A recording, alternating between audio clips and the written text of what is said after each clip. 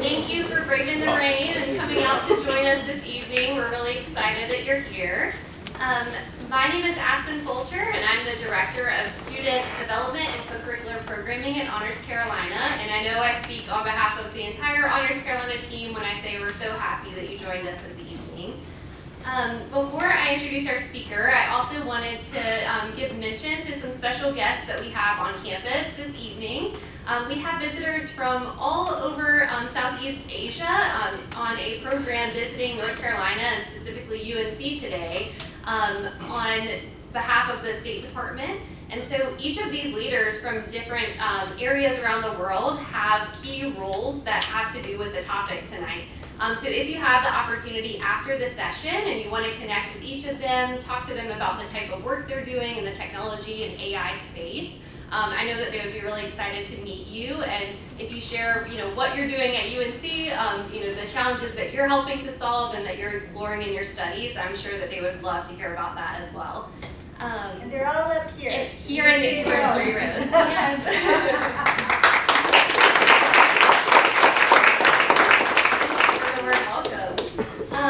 Now I want to share a little bit about the Hillard Gold Lecture Series before introducing our speaker, and I'll try to keep this really short so we can get to the good stuff.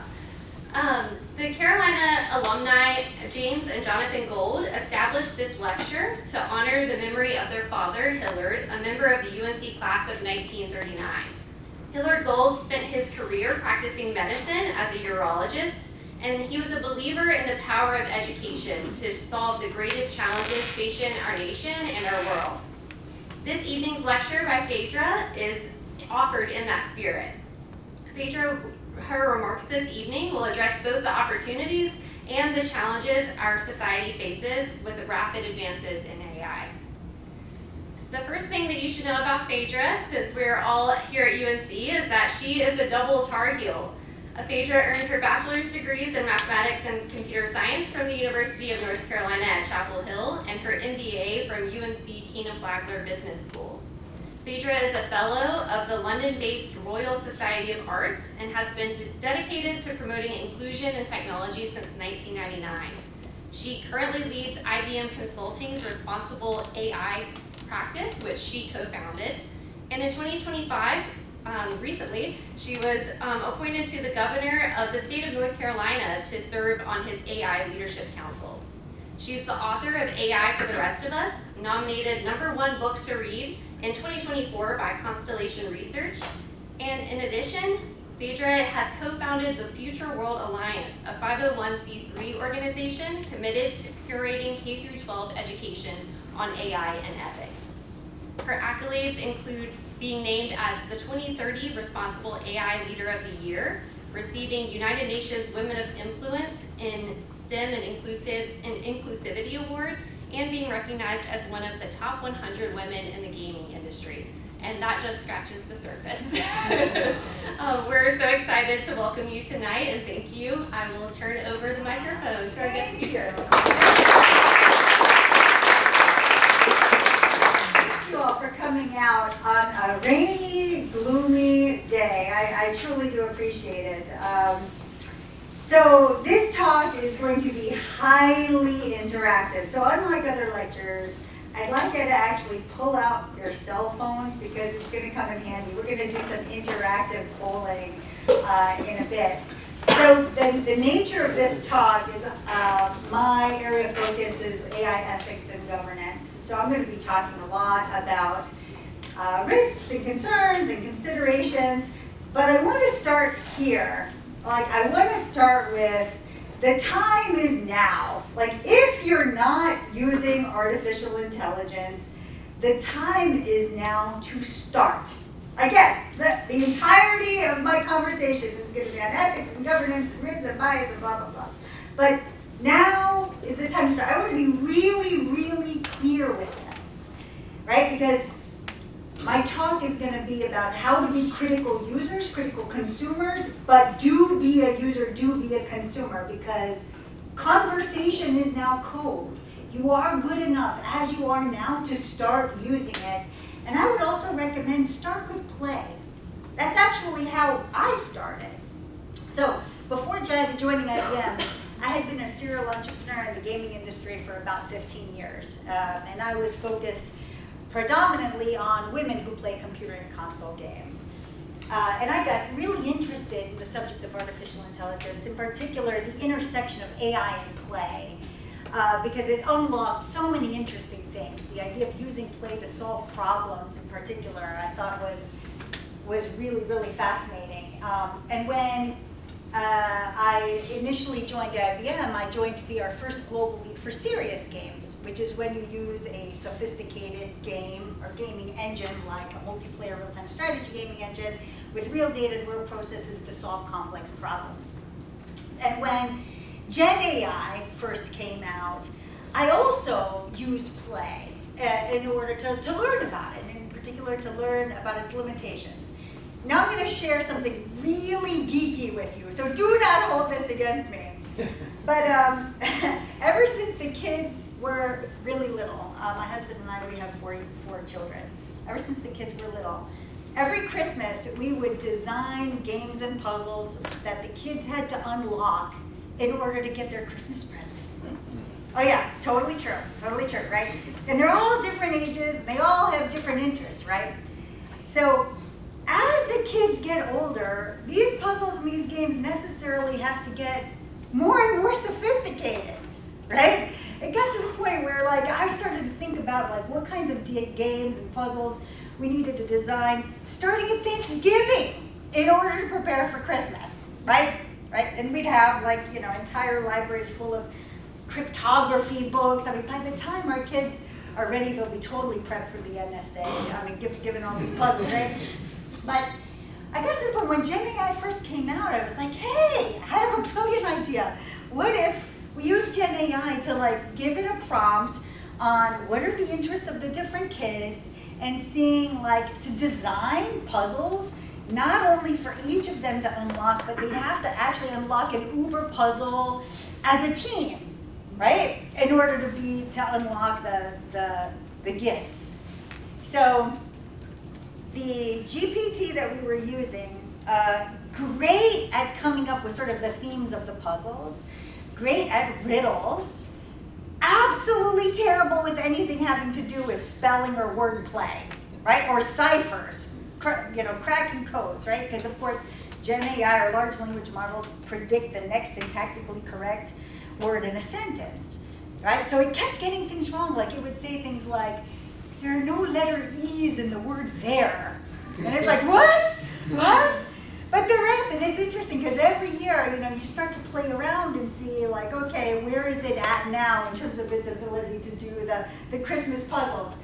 So my day job is, again, I help clients curate AI responsibly and help teach them how to be accountable and how to hold vendors contractually accountable. But I also lead our own community of practice to teach our own people, how do you do this work? How do you build AI right? I also like to paint. I've taken welding classes. I do a lot of volunteer work in the community, in particular, introducing the subject of AI to kids, which is so incredibly fun.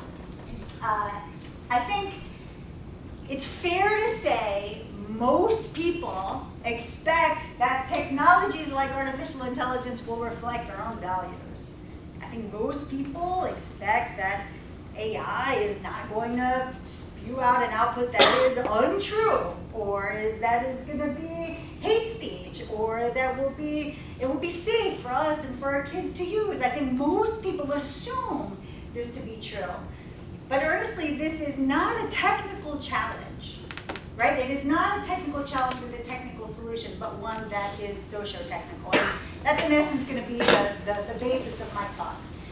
So I'm going to ask you to bring out your phones now and take a picture of this QR code, because I want to learn a lot about you.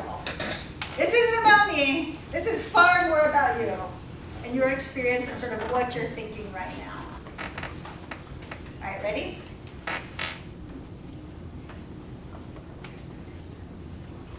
Okay, if you're having trouble with the QR code, you can always go to menti.com and then put that code up at the top. Okay, when you think of pop culture, which movie or TV show most resonates with you when thinking about artificial intelligence?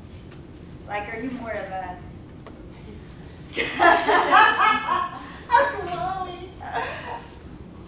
Yeah, Black Mirror. Oh, this is good. There's some good ones here.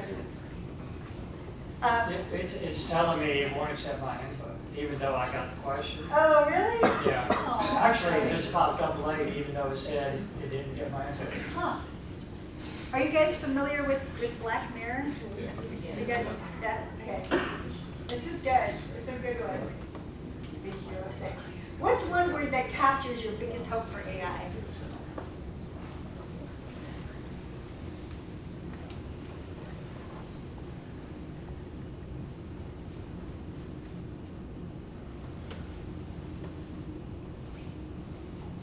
You want us to, they have 3 questions on one page. You want us to go ahead and answer all 3 questions?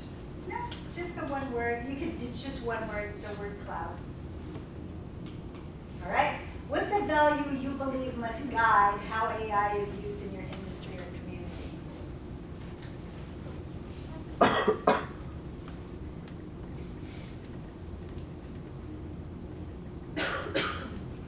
Ethics, privacy, respect. Good. What's one word that reflects your biggest worry?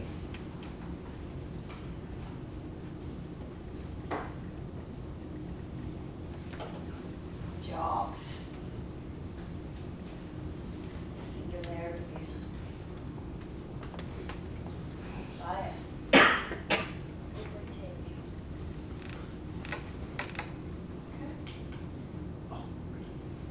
Gen AI is not the only form of artificial intelligence.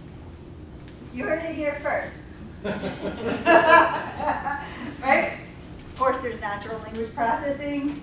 There's predictive AI, AI that can inform and guide you. Generative AI, AI that creates, whether it's text or video or audio. Agentic AI, AI that can do for you. Tonight, we're going to have a bunch of questions and we're going to dive into these various forms because they all present various different kinds of risks as well as opportunities, and identification is only half the battle, right? So we're going to do some quizzes to see, like, how much do you know about these various forms of artificial intelligence? So name that AI. Continuously monitors stock prices, plans trades to hit cash targets, and executes the trades within allowed guardrails. Is it predictive? Is it generative? Or is it agentic?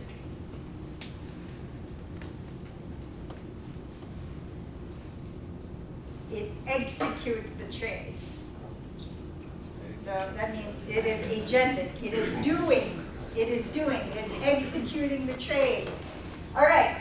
HR tool that creates job descriptions given a role title and bullets in the company's tone plus a short version for LinkedIn.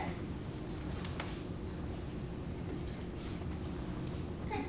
Generative, correct. Flags which stores will run out of fish and potatoes next week so managers can reorder while also providing a confidence per store. Good. Predictive. Okay. About 75% of investments are getting stuck in proof of concept. They are not bringing a return on investment.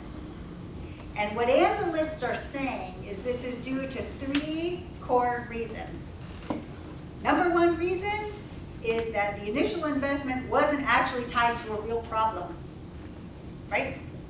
Second common reason is that people don't have the appropriate level of trust in the outputs. Either they're overly trusting or they don't trust it at all. Not an appropriate level of trust. The third common reason is there's a lack of literacy and a lack of skills, right? So we're going to hit on all 3 of these themes. I'm going to start off with the trust theme.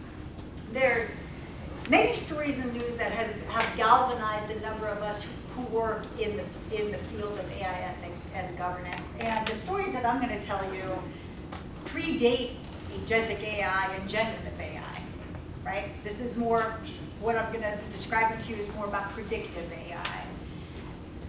For example, a story from the news, the state of Michigan, they had procured an AI to predict welfare fraud.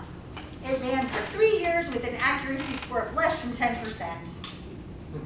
So you had mainly socioeconomically disadvantaged families being brought into court and erroneously fined. And they knew, people knew. There were people who knew about the accuracy score and there was no accountability, right? Another example is, and I was telling our friends from abroad this story, there were several regions within the country of Spain where their police departments had procured an AI from a vendor to predict domestic abuse. The way this would work is you would get interviewed by the police about the alleged abuse. The police would put in information into the algorithm about both the victim as well as the suspect, and the algorithm would give you a risk score. If the score was high enough, the police would put a protective order in place. If the score was too low, the police wouldn't do anything. And it was only after well over a dozen people were murdered who had gone through the system, who were given low risk scores, that there was ever an audit done on the AI. Some of the findings from this audit include that whoever built this algorithm made the assumption that if an incident had happened in a wealthy household, they devalued the risk. And again, you ask any social worker, they'll be the first to tell you there's many, that domestic abuse happens across the socioeconomic strata, right? Another thing they found in the audit was if someone was interviewed by the police and lied and said, the reason I have this black eye is I slipped, I fell, my face hit the sink, and then went back a month later to ask for police protection, that person would have to get a lawyer to get their score changed. And again, you ask any social worker, they'll be the first to tell you there's many, many reasons why people lie about domestic abuse. Many reasons why people lie. So the reason why I appreciate this story so much is because I think there's an important lesson about domain expertise. Here, the social worker is the domain expert. Who had a seat at the table when having a conversation about this AI? Any victims of domestic abuse? Right? Were the social workers there? Who was there and who wasn't there? Right? Another story from the news. So former President Biden, he signed an executive order mandating that all US federal government agencies had to be audited for equitable outcomes. The catalyst for that executive order actually was from the IRS, because the IRS was audited. Their algorithms were audited, because what was found from those audits was that black taxpayers were being audited 3 to 5 times more often than white taxpayers. And he said, we need to have equitable outcomes. That was the reason behind that executive order, right? Again, don't just take my word for it. It is inescapable in the news. There are many, many, many such stories. Here's another one, right? I'm curious, because this was in the news this summer. An AI-generated Darth Vader was in the news. What do you think caused the controversy? You guys know this story? This is a local company.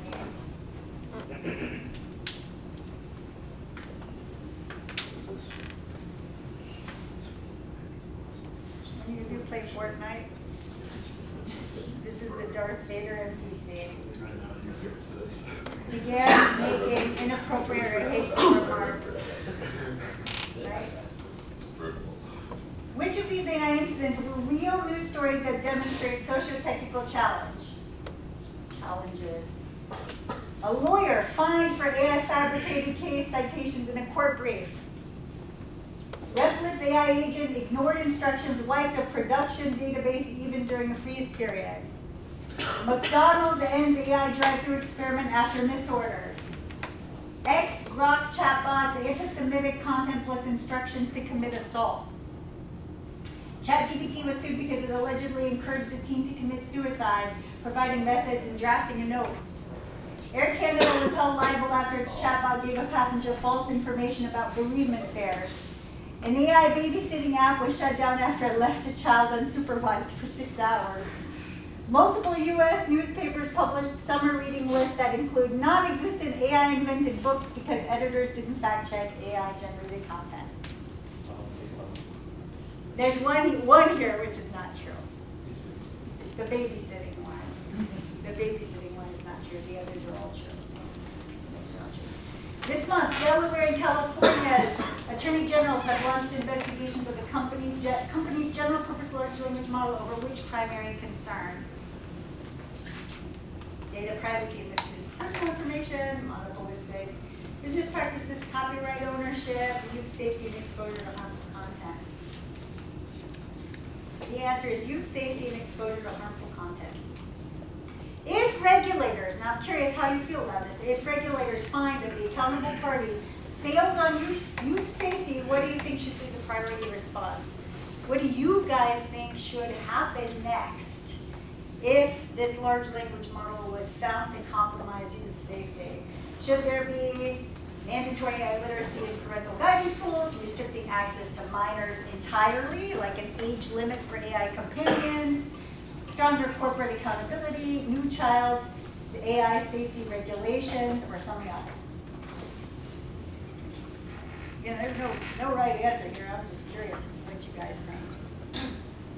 So it looks like the vast majority think there needs to be new AI child safety regulations, age checks, safe filters, data limits, and accountability.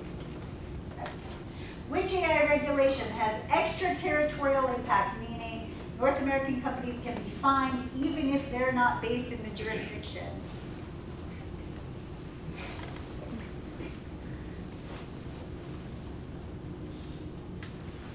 That's right, the EU AI Act. This work is not strictly technical. It is a socio-technical challenge. And with any socio-technical challenge, you have to approach it holistically. Right? You have to be thinking about people, process, tools. People meaning what is the right organizational culture that is required to create AI responsibly? Which are the right AI governance processes and the tools and AI engineering frameworks? And of those three, which one's the hardest? Shout it. Social. People, getting the right culture, right organizational culture. People is always the hardest. Doing this work, establishing AI ethics and governance, may be one of the hardest things we're attempting to do right now. Because of this, it forces us to confront what do we truly value as a people, across cultures, systems, and time. This is one of the hardest things, right? What we're talking about right now. And I think one of the reasons why people is the hardest is because of the true nature of data. Data is the lifeblood of artificial intelligence. And my favorite definition of the word data is that it's an artifact of the human experience. We humans, we generate the data, or we make the machines that generate the data. But we have over 180 biases and counting. And we have these biases for good reason. Since the dawn of humankind, we're trying to make sense of the world. We all have biases. Our data is necessarily biased. And AI, interestingly, it's like a mirror that reflects our biases back towards us. But we have to be brave enough and introspective enough to look into the mirror and decide, does this reflection align with what I value, with our values? If it does, be transparent. Why did you pick the data that you did? Why did you pick the methodology that you did? Right, and we were talking a lot about transparency in our meeting earlier. We were talking about the way to be transparent is an AI model card, a fact sheet. Like you've got to have some way of telling people why, what data did you pick, what methodology. My favorite mental model for data. So imagine, you're walking on a sidewalk, right? You're walking, and you see the sheet of paper that looks like it's obviously been ripped out of a notebook, right? You pick it up. This is an example of data. It looks, there's some personal notes on here, right? You've got a date up at the top. That's an example of data. You walk a little bit further, and you actually find the notebook it was ripped out of, right? And you can kind of see what happened before. Like you can see exactly where the sheet got ripped out of. That gives you context. Data plus context gives you that information. You flip the notebook over and you see your sister's name and it's her diary. Now you've got data plus context plus relationships, you've got knowledge. The way that we've imparted wisdom as human beings has been through storytelling, right? Data plus context plus relationships plus the stories gives us the wisdom. It's not enough to have the data, which again goes back to what I was saying about having domain experts who really understand the data. Where did it come from? Was it gathered with consent? What's the context of how this data was gathered? Remember the story about Spain and domestic abuse? Right? This is, I think, a really important lesson as you're thinking about data. To put this into perspective, your homework assignment is I want you to go to a bookshelf in your home and take a picture of it and upload it to ChatGPT and say, what can you tell me about this person? I think this is going to be really interesting for you, again, because context is everything. You should look at our bookshelf at our house. I've got books about painting, I've got books about cryptography, I've got books about welding, Byzantine history. My dad's a Byzantine historian. I edit his books. ChatGPT doesn't know what to make of my bookshelf. I think it thinks I'm a CIA agent. Anyway, I think this will be interesting for you. And again, puts what I'm saying about understanding context into like, if you're curious about a repository of AI risks, I want you to Google IBM AI Risk Atlas. This is totally free. You've donated to the open source community. I think this will be a good resource for you. So we give a lot of different examples about various different kinds of risks. Okay. Next, when a person puts too much trust in a model, accepting its output without thinking critically, name that AI risk.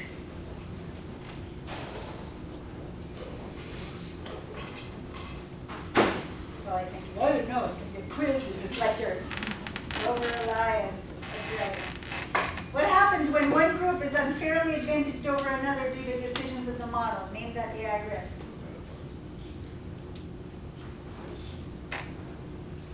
All right, the answer is decision bias. How many of you have played around with image generators before? Okay, this is a really interesting exercise. I didn't come up with this idea. This was the London Interdisciplinary School. They brought a bunch of students together and a number of statisticians, and they began to ask prompts of the image generator, like, you know, show me an image of a typical CEO, a typical doctor, a typical terrorist, a typical prisoner, and measured which gender, which race, what ethnicity, what skin color is being depicted in these outputs. And they were able to demonstrate representational harm. For example, in the United States, 39% thereabouts of doctors are women. If you ask the prompt, show me an image of a typical doctor, it would show a female as an output, a fraction of that, a fraction of that. They went further, and they said, okay, generate an image of a Barbie doll that represents each country around the world. Have you guys tried this? Have you seen this? Each Barbie dolls around the world. Some of the things that they found was the Barbie dolls from South American countries tended to have like blonde hair, blue eyes. The one from Germany was wearing an SS Nazi uniform, and several of the Barbies from African countries are literally holding machine guns. Like you can kind of see sort of part of it right there. And again, it begs the question, like, where did this data come from? Where does this data come from? And again, it also begs the question, what should the image generator reflect about us? Should it reflect us as we are now, in this moment? 39% of the time, it should reflect the woman as a doctor, or how we aspire to be. This is not a technical question. This is a philosophy question. What do we want it to reflect about us as people? Right? And then, according to who? If we say we want it to reflect us how we aspire to be, or how we are, according to who? Whose ethics? When I was invited to the UAE, and they were hosting an AI summit on the subject of ethics, one of the first things they opened with was, whose ethics? Whose ethics? Western ethics? We're not so interested in Western ethics. We want our worldview reflected in AI. Who has a seat at the table today to train and govern AI and who does not? This is really what I want you to be reflecting on, because I think there's a huge opportunity here for us all to really be thinking about, those of us who are working in artificial intelligence, to be intentional about making room at the table for others, right? Agents. I want to talk about agents. Agents are AIs that hand work off to other AIs, keeping the loop going without us. For example, like my husband and I were about to go to Madrid on Friday. Imagine if we had an AI agent where we could tell it, like, okay, we want an itinerary for Sunday. We don't want to spend over 50 euros. We don't want to walk over 10 miles, but we want an itinerary with, art and food and music. And we want you to book everything for us. Make the reservations, like handle it all for us, like it executes and does everything. That's an example of an agent, right? It would execute on your behalf, right? With predictive AI, there were a number of traditional risks. And you don't have to copy all of this. All of this is in that risk atlas with much more detail, right? And you'll see several of them here, like hallucinations with generative AI, but decision bias, model transparency, the ones I described to you at the beginning, right, where you could have totally inaccurate outputs. With generative AI, now those risks have been amplified with new ones, like I mentioned, with hallucinations, harmful outputs, jailbreaking, etc. There's all new emerging risks that are coming out with now agentic AI, because with autonomy, you bring on greater risk, right? Because these are now autonomous. You're actually taking over entire workflows, right? So understanding this and making sure that you have the appropriate safeguard rails and governance in place is going to be really key. Here's an example, right? So this comic, please keep my house warm, right? And it's like torching the place. What agentic AI risk is depicted here?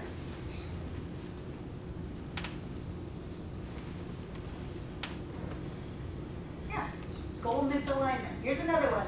An AI agent was told to win a chess game. This is true, by the way. Instead of playing, it hacked the physics so the opponent's pieces disappeared. This is an example of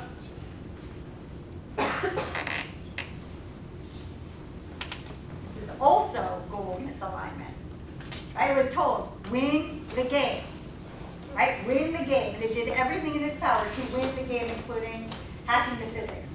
When users asked ChatGPT to role play as Dan, do anything now to bypass safety rules, this was an example of,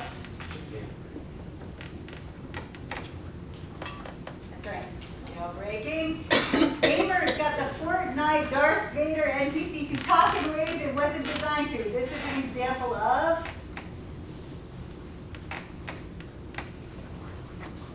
this one is prompt injection, right? To get it to do things that it wasn't designed to do. This is a fantastic resource if you want to test your prompt injection skills. It's called Gandalf, and it's, again, using play to get you to be able to understand how this works. Right? This is really cool. True or false? An AI that was prompted to adhere to a strict set of values could never ever take actions that are not aligned with them. Is it because I said never ever? False. Good. When we asked ourselves this question, and I highly recommend you also ask yourselves this question, what is the kind of relationship that we ultimately want to have with AI? At IBM, we came up with 3 principles for trust and transparency. And these seem really obvious, but I want to talk about each of them in their own right, and sort of, I want to unpack them. The first one states the purpose of AI. The purpose of AI was not meant to displace human beings, but if we're saying that the purpose of AI is meant to augment human intelligence, we actually needed to train people to be thinking about what should the experience of a human being be like if they're being augmented by AI. So we brought together designers, sociologists, anthropologists, psychologists, behaviorists, to be thinking about how do you measure that a person is being given power, empowered through the use of AI. And out of You that, distinguish knowledge from intelligence, because in the way you're describing, it seems more like a knowledge issue, not actual brain horsepower. well, with this one, we were actually thinking about how do you measure the experience? How do you think about the experience of a person? So we stood up a design guild, and at the output of that design guild were a bunch of design thinking frameworks, and I'll go into some of them in detail a little bit later, to get people to think about what should that experience be like? How do you think about unintended effects, or who these user personas are? The second statement is a statement about consent. Who does the data and the insights associated with those data belong to? And the third states that all systems, in order to be trusted, have to be both transparent and explainable. Which leads to these 5 core questions about what does it take to earn trust. These two seem really, really obvious, but I promise you they're not. This first one on fairness, right? We all hear say models have to be fair, but what I think is fair might not be what Rich thinks is fair, Peter thinks is fair, Megan thinks is fair. There's many worldviews just on the subject of fairness alone, right? Equality, equity, meritocracy, needs-based, et cetera, et cetera. There's many worldviews on fairness. What worldview should be reflected in the AI that you're using? Explainability. As you have an AI generated output, you should be able to ascertain what data, what methodology went into that approach. Robustness against adversaries. This is all about cybersecurity. Right? Transparency. Are you even being told who's accountable? Was this audited? How often is it being audited? What is it audited for? What are those audit results in order to be able to ascertain if you can trust it? And does it protect my data? But I'll tell you, we have clients who are totally different ones than this. We have clients who include environmental sustainability. We have clients, I've got an EdTech client that is thinking about using AI to do formal skills assessments that wanted to make sure that their AI reflected kindness and growth mindset, right? So unpacking or operationalizing these principles is really, really central to the effort. But you cannot talk about trust unless you talk about accountability. And when I ask this question of large audiences, much larger than this, who in your organization is actually accountable for responsible outcomes from AI, the top answers that I get are terrible. They're bad, like really, really bad. The top answer I get is no one. Overtly terrible. The second common answer I get is, we don't use AI, which is laughable because they already bought it. It's already in the licenses that they bought. So the fact that they're not keeping track of how their employees are using it or misusing it is a problem. The third answer I get that sounds the most noble worries me, and that's the answer, everyone. Because if everyone is accountable, is anyone accountable? You see what I'm saying? Right? But it is true that everyone who touches an AI across the entire AI lifecycle is in some way accountable, but it's really important to understand what's the job of being accountable. And then the fourth answer I'm starting to get is this one, Chief AI Officer. And what worries me about Chief AI Officers, and this is actually coming out in a report in a couple of weeks, is when we interview thousands of Chief AI Officers, they'll say, yes, absolutely, AI governance and ethics is part of my mandate, but they actually put it at the very bottom of the list of priorities.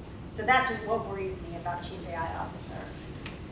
I think it's important as you think about this question about accountability, it's really important to understand the nature of the work. So here's the job. You have to get, number one, something called value alignment within your organization, meaning you have to get all of the other leaders to understand that doing AI right is table stakes. It's table stakes for the success of your brand, for the success of your organization, right? You have to keep track of AI model inventory because you can't govern what you can't see. You have to know how to audit your AI to find out, is this even behaving in the way you intended to behave? You have to keep track of regulations, but you have to recognize you can have AI be lawful but awful. which means you have to push into ethics. And anytime you push into ethics, you have to be a great teacher, because you have to be teaching people not just building AI on your behalf, but also buying AI on your behalf, how to do so in a way that reflects your organization's ethics. Which means these people are often, they're responsible for AI literacy programs, right? So I'm going to talk a lot about AI literacy. Another interesting thing is you think about, the right processes. A lot of times, AI governance frameworks hinge upon these intake forms, meaning you're asking AI model owners, tell me about your AI so that we can ascertain the risks and figure out the mitigations. I say an intake form will not save us, because when you think about, again, human behavior, human psychology 101, you get the human behaviors you measure. People are not incentivized to fill out these forms in a thoughtful way. They also assume, because they're hosting the AI on a particular cloud or built it on a particular stack, that they don't have to worry about any risk. Or if they buy it from a third party, that third party is going to take on all the risk. But the worst offender is when people do not understand the risks when filling out these forms. So they'll say things like, my model couldn't possibly be unfair because I'm not gathering PII. I'm not gathering personally identifiable information. In which case, you have to pick up the phone and say, wait a minute, when you think of all of human history, you can't think of a time when a group of people was treated unfairly unless their personally identifiable information was known? No, that's not true, right? So again, the hardest part of this is not the technical. It is understanding, right? What is the right organizational culture required to curate AI responsibly? There's 3 core tenets. One, you have to approach the space with humility. There has to be humility, because you understand that there's so much that has to be constantly learned, and a lot that has to be unlearned. And when I say unlearning, I don't just mean we actually have to have AI that can unlearn stuff, but what I mean is unlearning who gets a seat at the table, who needs to be there. Do you realize how often I talk to CISOs, Chief Information Security Officers, who say, I'm not even invited to the meetings on AI investments, right? And we just talked about cybersecurity risks. They're not even invited to the meetings. Getting the culture right is key. So humility, growth mindset, right? Learning, unlearning, but also in order to do this right, you need domain expertise, and you've got to have a multidisciplinary team. People who truly come from all walks of life who have different lived world experiences. And I've tried teaching, I've tried everything to teach this subject. I illustrated comics like this one, right? I've tried using humor in order to communicate and educate, right? I've tried play as an example. I was telling our friends from abroad, Marbles Museum out in Raleigh, downtown Raleigh. So I was invited to go and present at a kids code event that they had there. And I was thinking, to myself, okay, how young can I go in order to introduce the subject of transparency and explainability for young kids? So I had some amazing volunteers from IBM, Joe Kozaya, Shuri Vashchimagapenta, and we co-created an AI-powered Harry Potter sorting hat with the kids from Raleigh Charter High School, right from their robotics club. The way this worked is, the hat looked just like one from the movie. There was a hidden microphone. It was connected to a laptop running a simple natural language processor that would ascertain, what did the kids say about themselves, categorize them into a Hogwarts house, and then just like the voice from the movie, it would say like Hufflepuff, right? So what I didn't tell anybody is I rigged the hat, such that if any of our 4 children were to use the hat, say something we guessed they would say, it would put them in a Slytherin, which we knew would piss them off, right? So, not that there's anything wrong with Slytherin, right? So it works like a charm. We're up on stage and the kids are coming through and the hat is putting them into all these happy houses, Gryffindor and blah, blah, blah. And then my daughter at the time, I want to say she was like 10, she puts the hat on her head, she says something, I guess she would say, the hat says Slytherin. And she crosses her arms and she glares at me and she says, Mom, you rigged the hat! And I said, let this be a lesson to you. Never trust an AI that's not fully transparent and explainable. You should be able to ask the hat, wow, what data did you use about me to put me into Slytherin? What methodology did you use? Again, I've used everything. Like I said, we've tried. We did synchronous training, like this one, where we get a classroom together. We do asynchronous training, where you can go and take classes on your own time, and this is across all personas at IBM. It doesn't matter who you are. You're taking a class in AI ethics and governance, right? The best one, the stickiest one, the one that I have found gets people to really start to understand what we're talking about is applied training. Meaning you're working with a real team, diverse, multidisciplinary team on a real use case.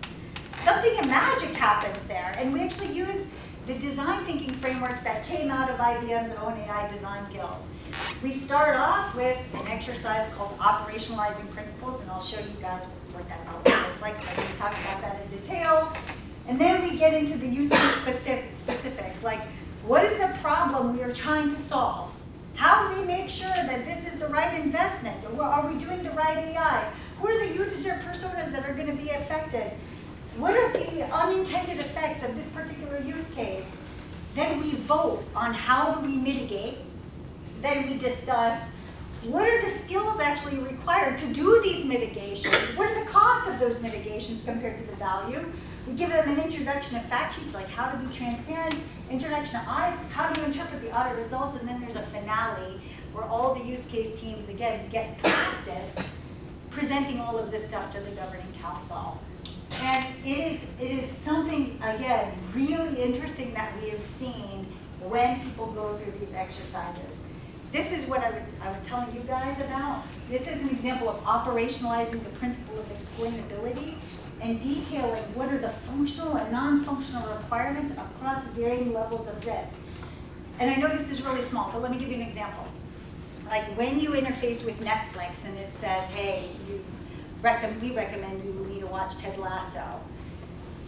The basic explanation as to why it says you need to watch Ted Lasso is due to your prior viewing history. It's not saying the data lineage and the data provenance and the statistical analysis, because it doesn't need to.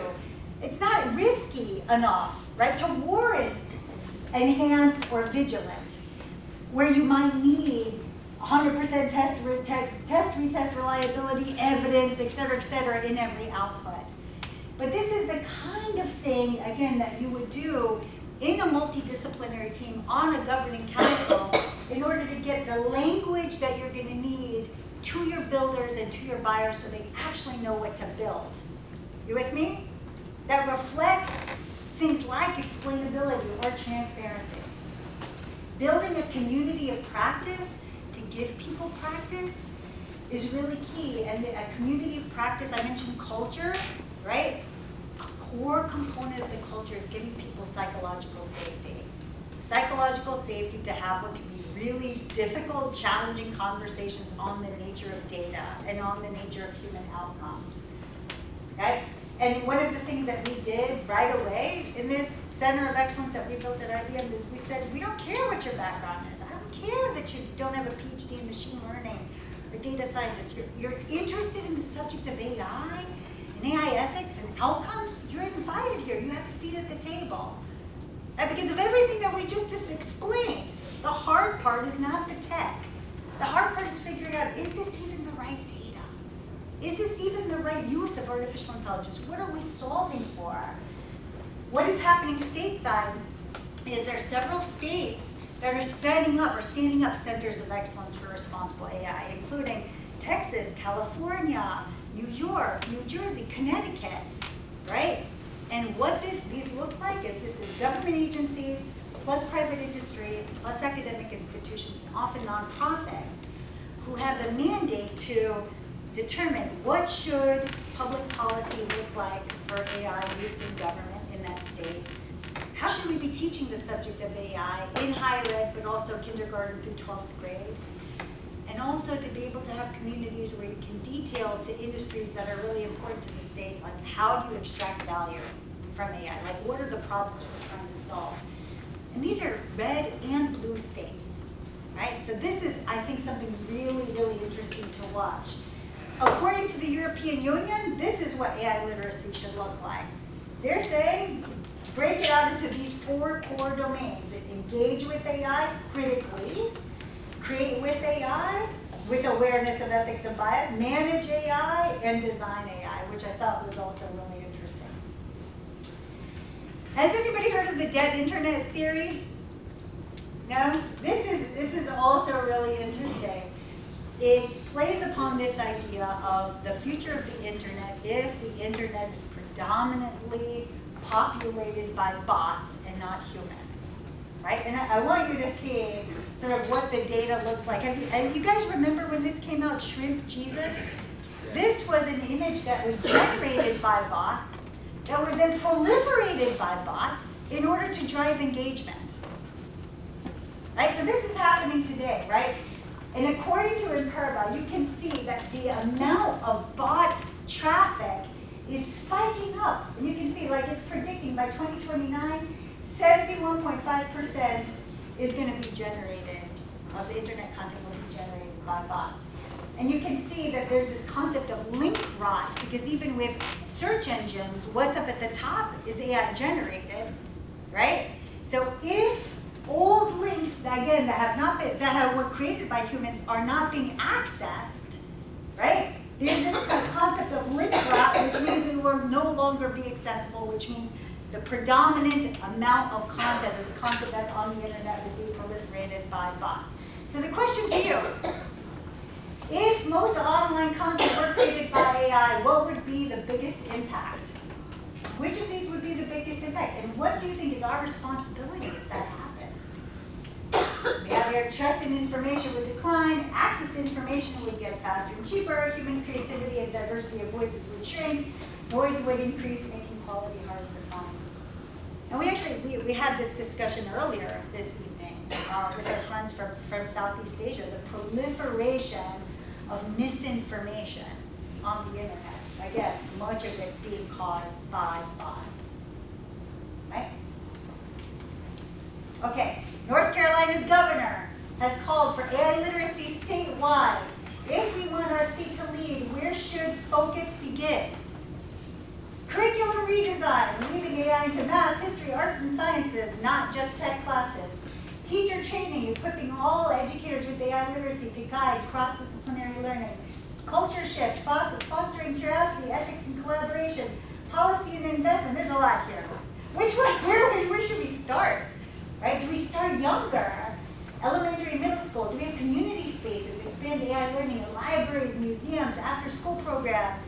Do you think we should pause, more study before a statewide rollout? Or should AI literacy not be a current priority? And this is cool. I like hearing how you guys are thinking. This is interesting. This is good. This is good. How can we prepare North Carolina without also preparing civic spaces like libraries? Because I wanted to make that point, because I was watching that libraries number and community spaces number. Librarians have always been guides to credible sources. I really want to do a shout out, because as there's more interest in things that are called small language models, because it doesn't have to be all about this large language model, but small language models, right? We could see a shift in power in terms of who gets to curate, who gets to train, who gets to decide which are worthy of trust, which are the sources of data to curate AI that is worthy of trust. So North Carolinians I follow, there's a long list here, right? Have any of you been out to Saxabaha, right? Heather Lagarde, she runs the Haw River Ballroom. She has a show called Switch Point. Oh my God. If anybody knows cross-disciplinary engagement, it is Heather Lagarde. Oh my God, we did a show called DJ versus Robot Smackdown, right? To demonstrate like human creativity versus AI when it came to music. Oh my God, she's amazing, she's brilliant. Dr. Chris Hauser, CTO of Houseos, Synthetic Data Guru. Daniel Engelbretson, he's local too. When his sister was hit by Hurricane Helene, he took old video footage of her house and created an agent to auto-populate FEMA forms. Amazing, amazing. Dr. Nita Farahani, like I learned about her listening to NPR, the work she's doing on neuroscience, AI, and law. Oh my God, amazing. Charlotte Duncan, she was the first one who created a curriculum for the North Carolina School of Science and Math. She now works for the Mark Cuban Foundation. They do free AI literacy boot camps for kids and for teachers all around the country. Ishita is a student. She stood up NC State's first AI Ethics Club. Rich is here. He's here in the audience, an AI-enabled gamer community focused on mental health. Amazing people here in this case doing really, really cool things. All right, I think this is my last question. If AI will reshape every part of society, which roles do you think most needs a seat at the table beyond engineers and data scientists?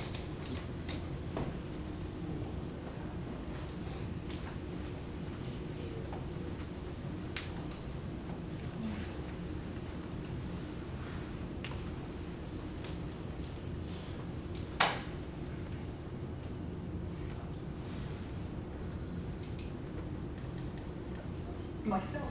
I do myself. I would add to this list historians too. I think we need historians. We need people who understand the history. This is good. This is really good. Again, it speaks to why we need to rethink how we teach the subject of AI in our schools. Right? If you think about it, if you're lucky enough to have taken a class in AI at a higher ed institution, probably you were in a school of engineering or a school of computer science, right? I mean, given what we've talked about today, I mean, shouldn't we be teaching this in a cross-disciplinary way? Shouldn't we be teaching this in social studies class? Like in middle school? Like, I think we need to rethink how we teach this subject today. You belong at this table. You belong at this table. This is your time. This is my formal invitation to you. You have a seat at this table. Thank you for your time today. Thank you so much.